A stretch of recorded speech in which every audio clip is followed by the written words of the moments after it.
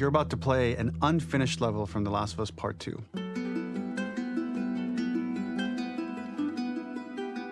The reason we added this section is there are a few sequences, and we picked the 3 of the best ones, that we cut from the game. You know, often we build a game that's much bigger than what ends up being the final product.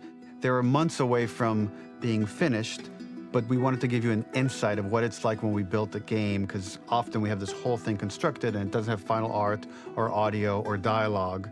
And here you get to see the building blocks of what it's like when we first string a bunch of these levels together. This is the intro to the first deleted level, and this one is the roughest of the 3. We wanted to show more of how Jackson operates. So this is the festival where Ellie ultimately kisses Dina. This sequence would have come very late in the game as a flashback sequence while you're in the farm with Dina. And we wanted to show what is the rest of Jackson doing, and wanted to put on the stick, make it interactive. So you could see when you're outside, there are all these almost like carnival games that you can play. You could mix drinks, you could play with these kids that are playing a sort of clicker Marco Polo, sit down and listen to conversations. And all the different interactions were first or second pass, very, very early passes. The building blocks are there, but nothing is final. And ultimately, while we were very excited by this sequence, it's pretty fun and lighthearted. It just slowed things too much as we're barreling towards the end of the story at this point. So again, reminder, rough, missing audio, missing animation, missing gameplay tweaks, missing dialogue, but pretty representative of what it would have been. So enjoy.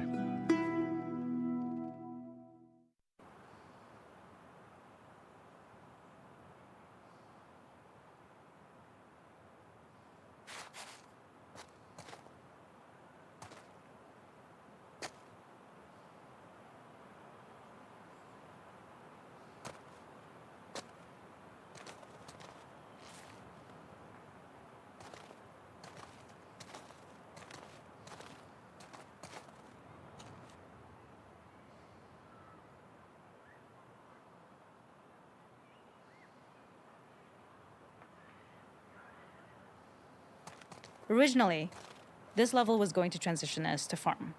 We would go all the way through to the dance, where Ellie and Dina share their first kiss. Then we would play through farm, and when Ellie plays the guitar at night, she would remember the Seth incident. So, the opening for this was a little tricky. We needed it to match at least a little what you might expect emotionally coming from prior beats, because we were already purposefully disorienting you in time and space. Remember, you just came from this huge fight. To jump straight into it would have been a little too jarring. After some back and forth, we rooted it in Ellie's nerves, calling back to her hands shaking in the theater. But this time, for a much more innocuous reason we'll find out later. She's nervous because she has a crush on Dina, who is the only reason why she's here at the dance.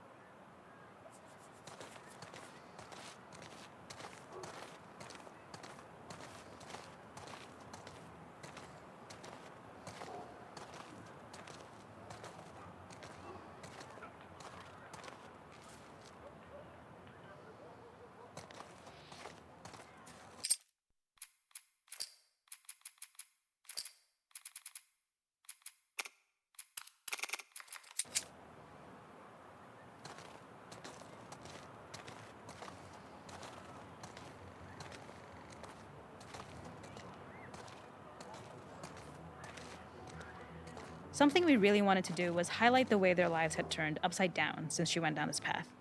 We had this idea of recontextualizing all of our usual gameplay mechanics that were designed for really violent ends. The workbench, door bashes, throwable weapons, and even the infected, which is my personal favorite. Peppered throughout the level are moments of levity or shared history, all the while seeing how happy and mundane they all were before her huge revenge odyssey.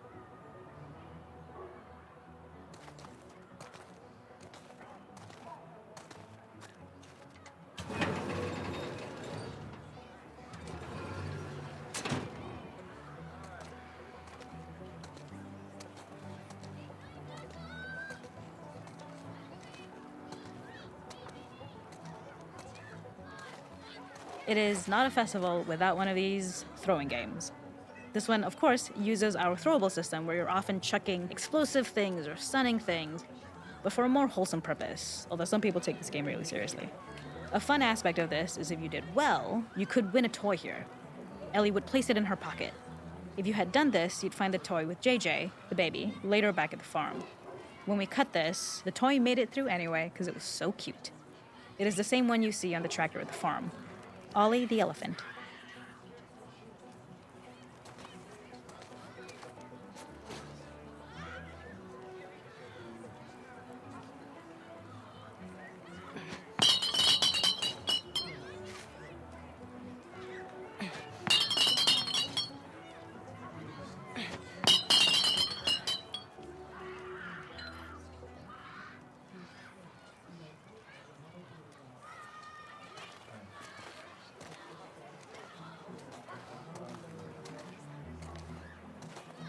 The makeup artist is pretty simple. It's one of those little in-game scenes we peppered in to make it feel like Ellie had roots in the town. Hallie, our writer, mentioned that in her mind, an ex-girlfriend of Ellie's tattooed her arm to cover up her scar. So we figured this might be the only time you get to see that. We wanted to hint at it and allude to it and make it feel like there had been so much more that had been happening and so much more that Ellie threw away.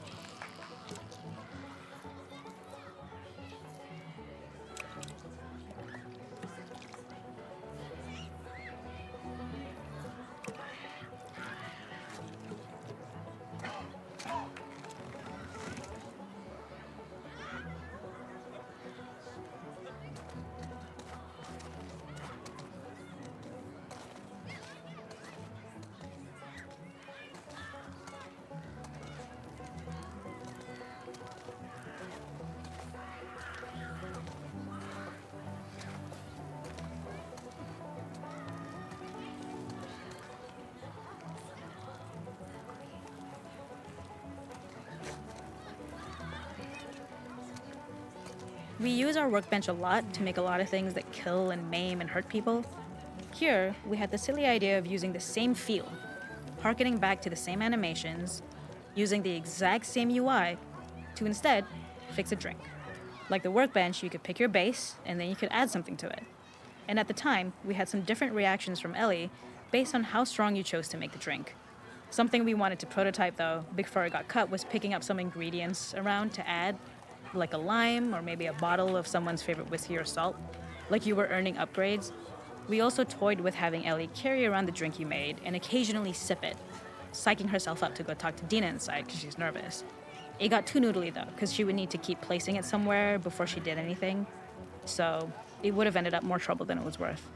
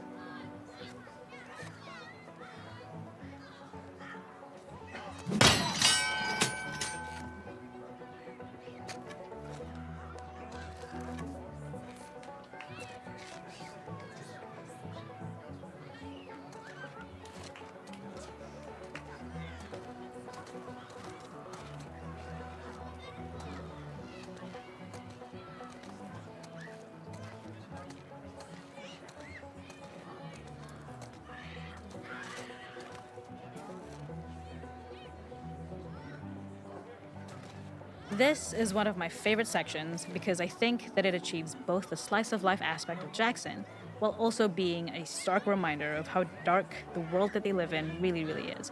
To attract attention and curiosity, one of the kids was supposed to make this adorable, messed up little clicker impression, and the others would giggle. We tried a version where if you got close enough, the kid might try and follow you a little before turning back. Since clickers are blind and move by echolocation, For this game of messed up tag, Ellie must close her eyes and listen for when the children give themselves away. The thought was that these kids are in relative safety.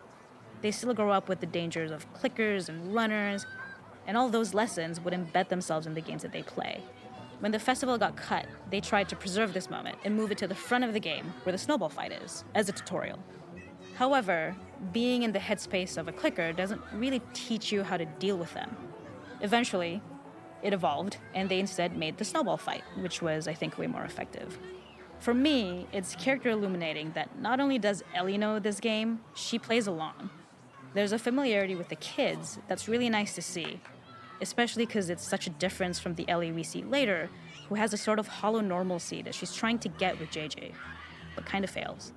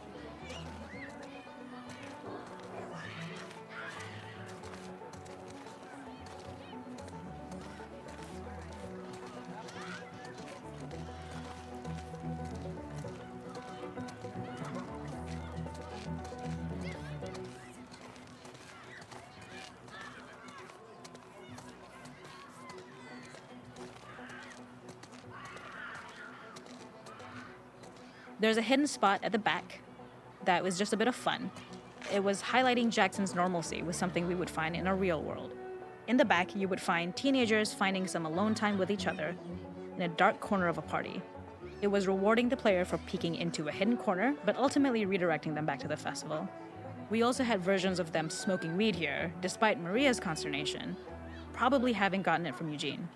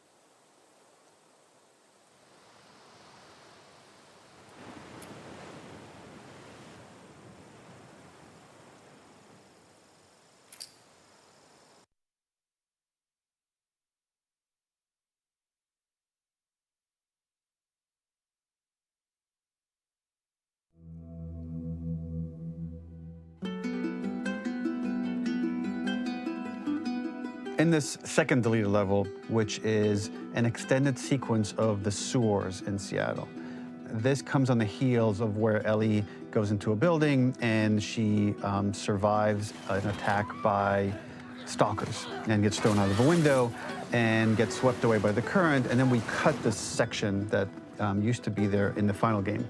Now you will get to play it. So this was a way to get a bit more interesting puzzles, interesting traversal, figure out how Ellie can navigate the sewers with the fighting current.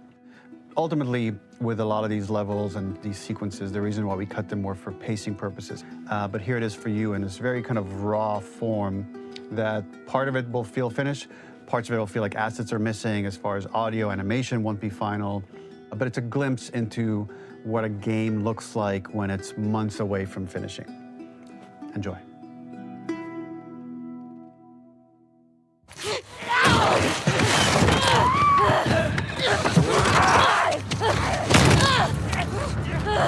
Get off of me!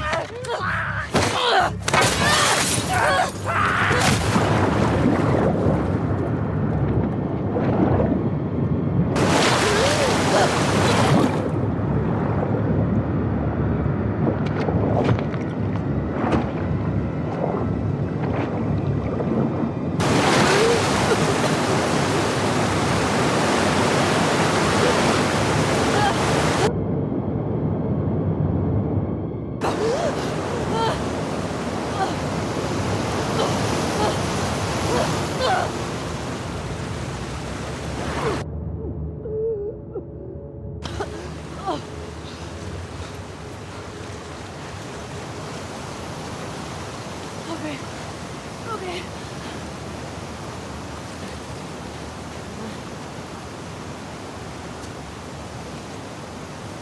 Fuck Seattle. Okay. Where the hell am I?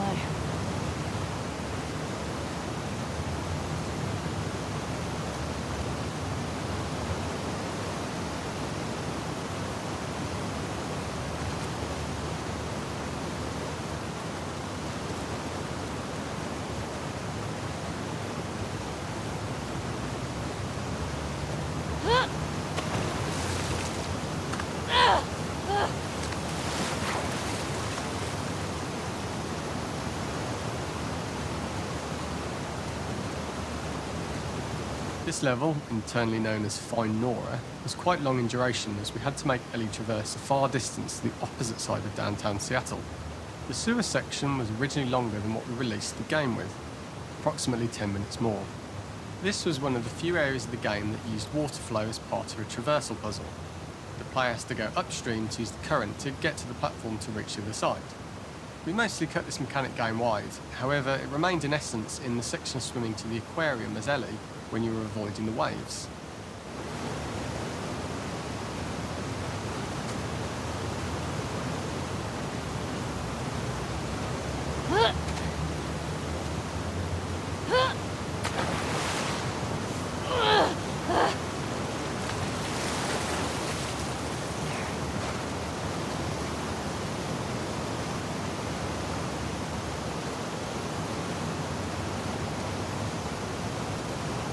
When players reach the doorway and enter into the room, they are faced with a dead end.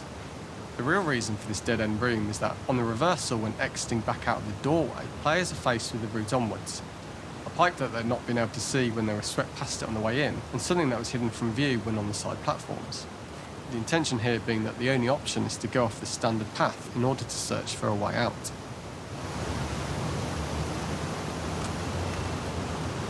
What have we got here?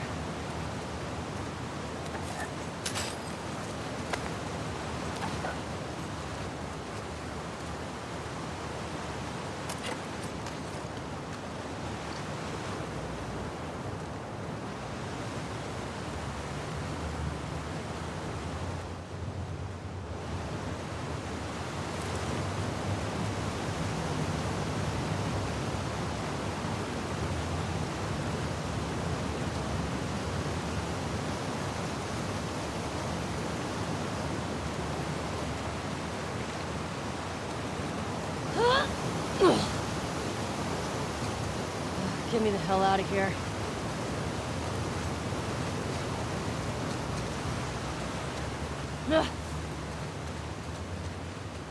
Throughout the rest of the level, we also used light to indicate to the player that they were heading in the right direction. At each turn, however, we blocked the direct route forward. Players would know that they just have to keep finding alternative paths, promoting those feelings of being desperate and trapped.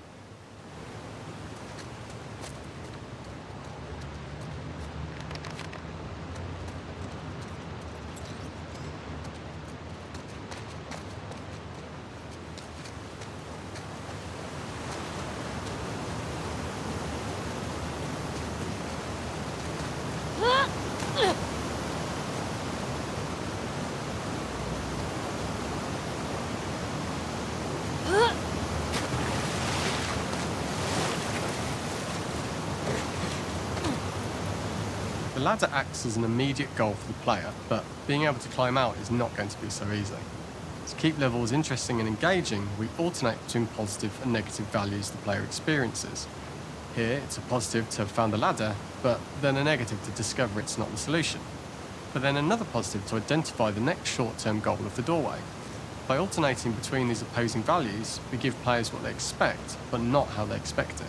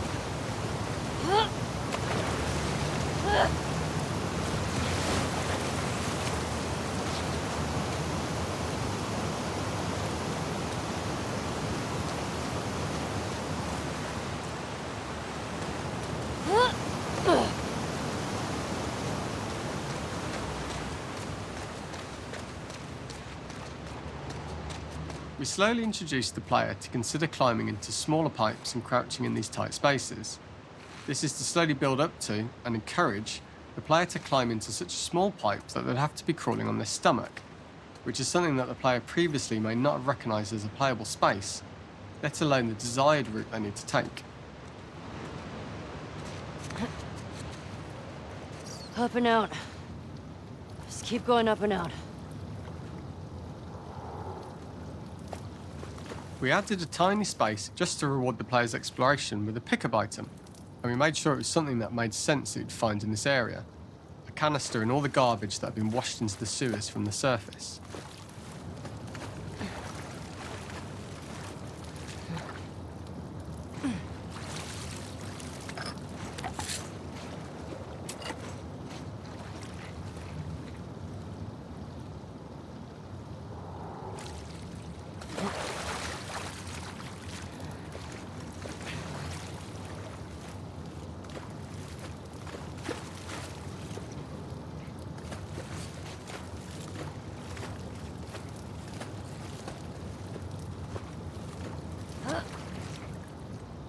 We loved the idea of making Ellie prone through a tiny, dirty pipe in order to get out, as it was a great opportunity to use our prone mechanic.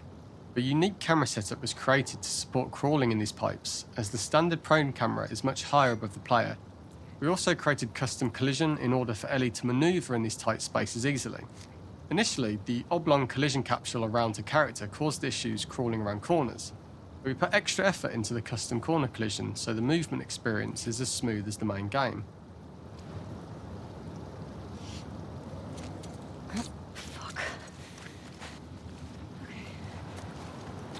Lose your shit, Ellie.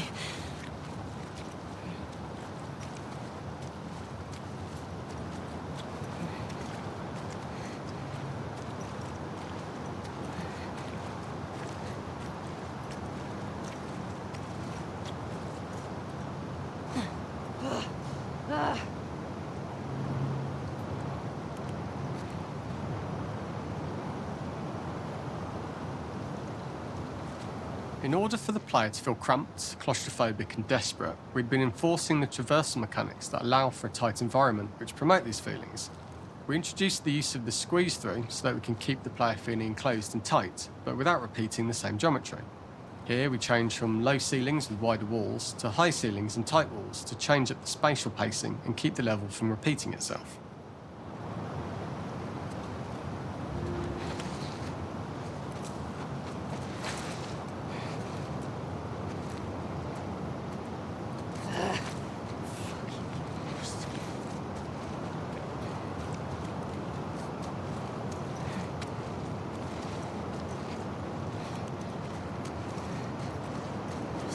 Shitty place to die.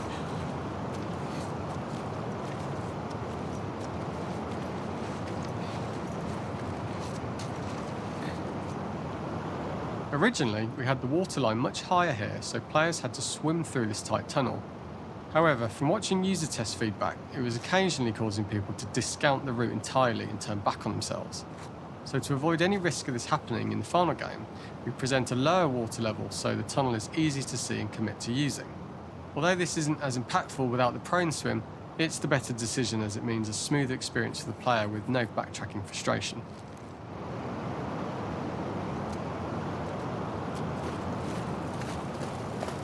As we surface from the water and over the crest of the slope, we reveal what is further in this tunnel.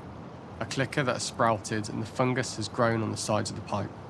It was great to see people who user tested this area becoming increasingly worried as we forced the player to squeeze past the fungus and inches away from the clicker's face, all the time not being sure whether the clicker might be alive or attack them. Although we aren't as cruel as to force a clicker attack in such close proximity, we do have a payoff for this moment. This clicker momentarily turned into Joel to show Ellie's PTSD from what happened to Joel at the start of the game. Ultimately, we decided to save this moment for the farm level, as it was more impactful there because it could become the centrepiece of that experience. Whereas in the sewers, we weren't able to make it as much of a narrative point and give it the breathing room and reaction time that it deserves, given the tight space.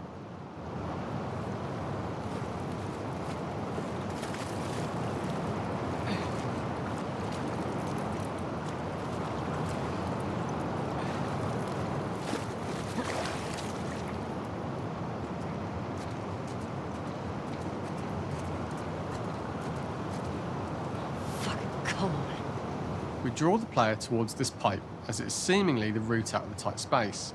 Fairly soon, it is obvious that this path is blocked. If the player goes all the way up to the bars that block the path, they are rewarded with a pickup, so this journey doesn't feel wasted. It was important to encourage the player to try to progress along this path so that they would subtly be thinking of progress in this direction. We hint to the player that there is a bigger, new space beyond this pipe by showing the player the waterfall. This helps players consider the other route, but they don't know how far the tunnel is or whether they'd make it.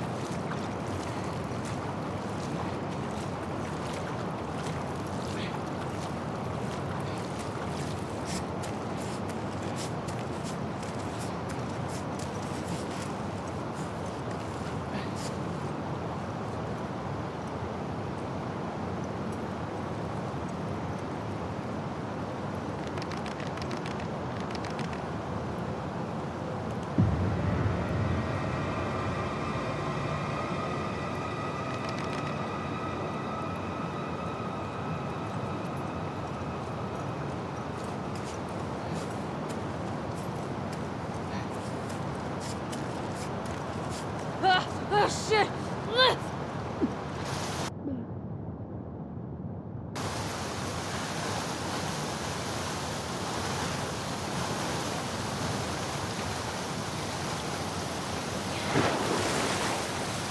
For the final section, we eventually opened you out into a wider area as you traverse through such tight spaces leading up to this. So changing the environmental pacing makes it begin to feel like we're coming to the end of Ellie's ordeal. An earlier iteration used the current that we'd shown at the start for a slightly tougher traversal puzzle to conclude the sewers. The ladder was clearly visible from most of the area, but the player was faced with a fast-flowing torrent of water they couldn't cross. If the player attempted to jump into the water, they were not able to swim across the ladder due to the water's speed. But instead, they had to traverse the pipe running along the top of the space in order to get across the water.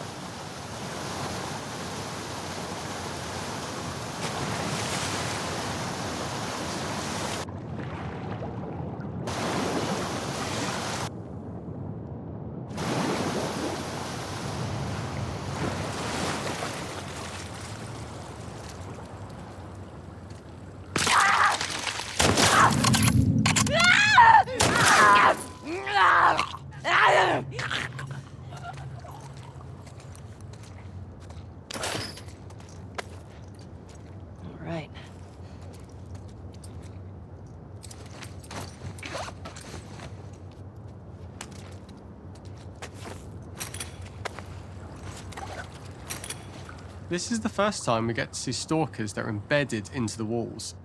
So this optional room is a nice little early extra that the player gets if they explore. We also use the pickups to lure players over to be close enough to trigger the stalker's attack. This caused quite a few jump scares with user testers who played our game before its release.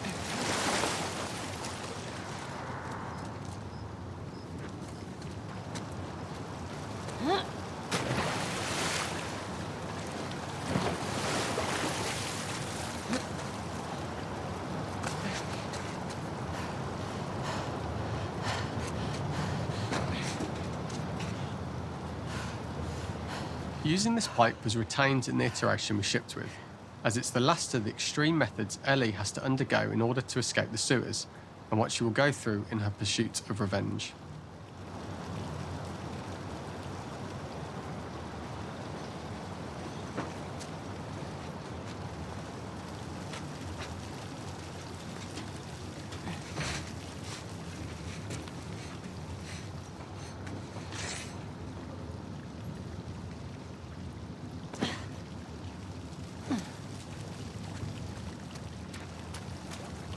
The last ladder climb is quite lengthy, and although we could have trimmed it down to a shorter climb, we liked how this last segment of the journey built anticipation for whether there was success at the top or not after all you've been through. Ultimately, the ladder exits out into the subway station, which is how it connects in the final game. Ellie then has to find her way to the hospital from here, crossing paths with the scars for the first time.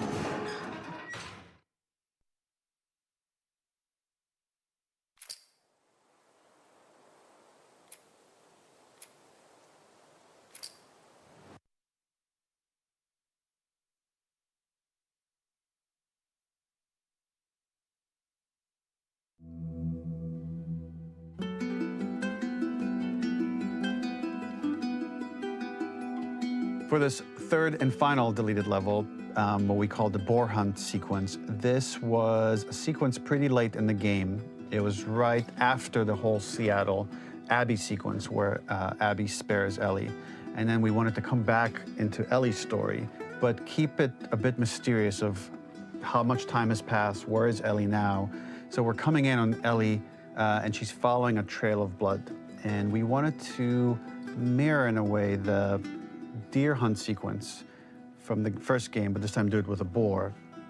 And there's something with Ellie that now she can't let go of this violence. She's pursuing it even against this innocent animal. This was another opportunity to show how the violence that Ellie has experienced, the violence that she witnessed being afflicted onto Joel, is still sticking with her, and she's still experiencing these PTSD moments. This was a sequence that was pretty far along and was cut pretty late in production. Parts of it are still really rough, but the gameplay, the building blocks were all there. I think you'll have fun to see, like, again, a rough, unfinished sequence that you can play. You can see all the way to the end, and including a cinematic that we end up cutting. And the remnants of the sequence ended up being mentioned in Ellie's journal. So this part of the story that we developed still made its way into the game as kind of optional stuff that you could read about, but here you get to experience it. So as a reminder, this is pretty rough, months away from being finished, but you get to see it now.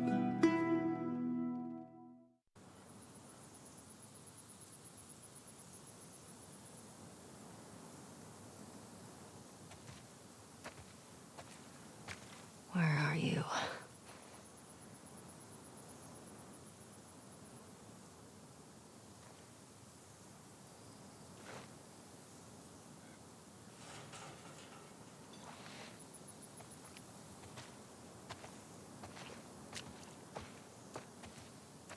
So the boar hunt was one of the hardest levels for me to work on. It was a huge challenge with the systems that we had, and we kept trying, but it never felt quite right. Originally, the level happened after the Jackson Festival, which also got cut, but before Farm. Once the festival got cut, it became the prologue to Farm. The intended experience is that we jump forward in time after the fight with Abby in the theater. We don't know where Dina is. We likely assume she's dead because she was just bleeding out. Ellie is alone. Her hair is short. So maybe this is the future or the present. And she's hunting. Hunting who? Abby still?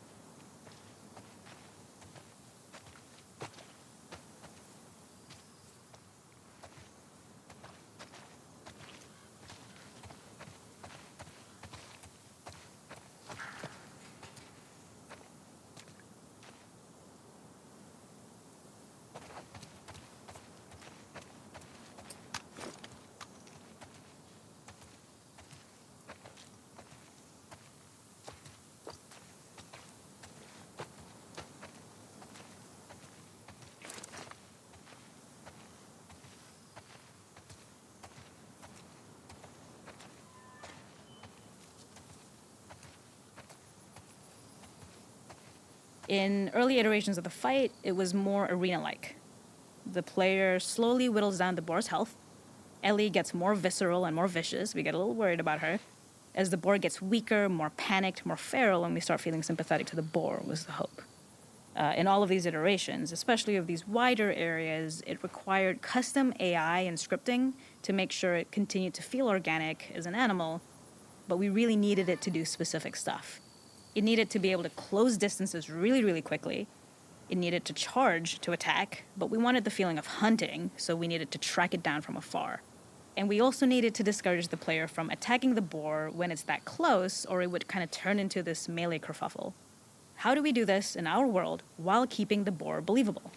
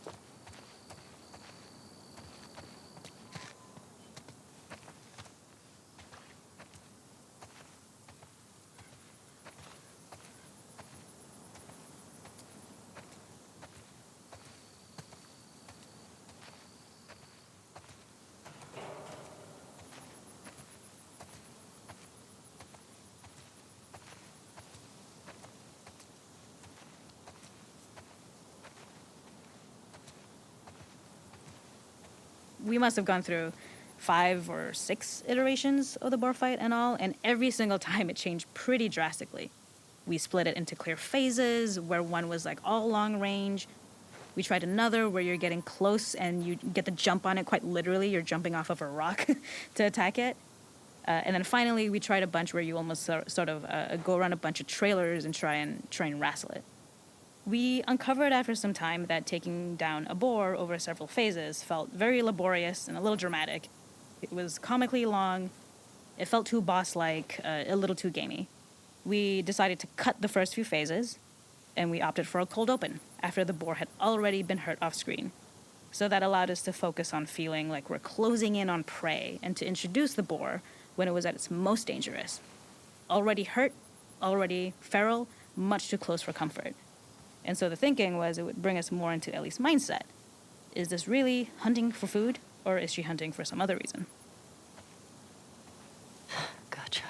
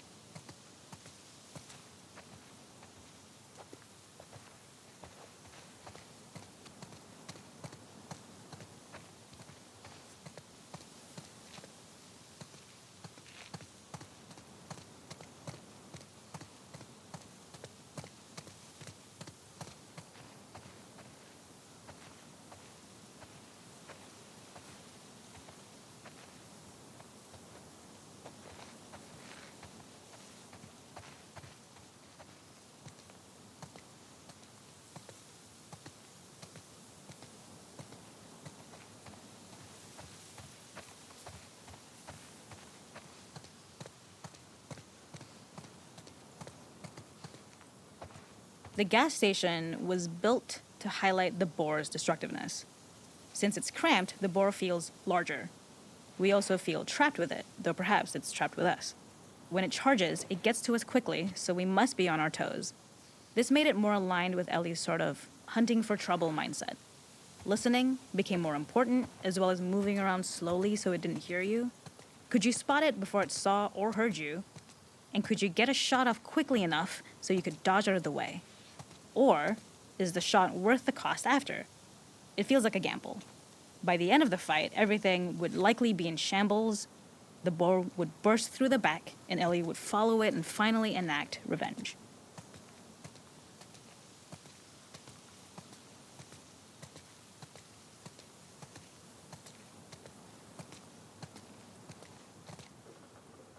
Okay. I can't see shit.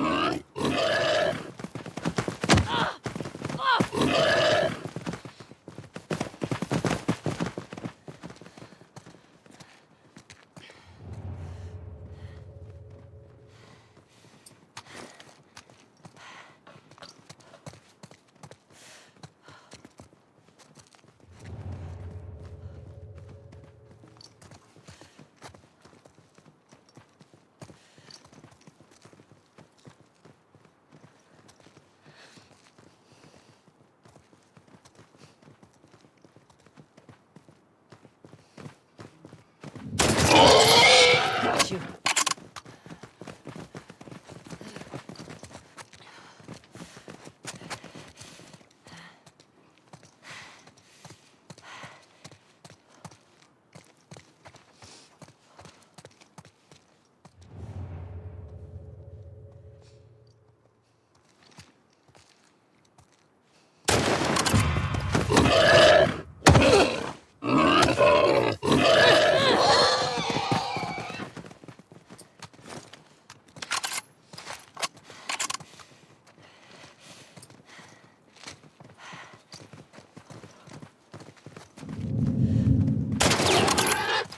It's over.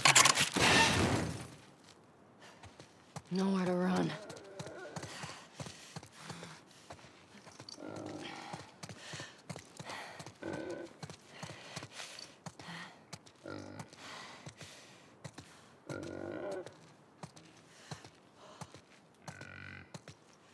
The boar kill was supposed to be anything but glorious. With the boar whimpering at the back of the gas station after Ellie's relentless hunt. After this, hearing the drone that we kind of come to associate with Ellie's trauma, we would hard cut to the stream where she's washing her hands and holding rabbits that she hunted, about to return to Dina. And there would be no mention of the boar.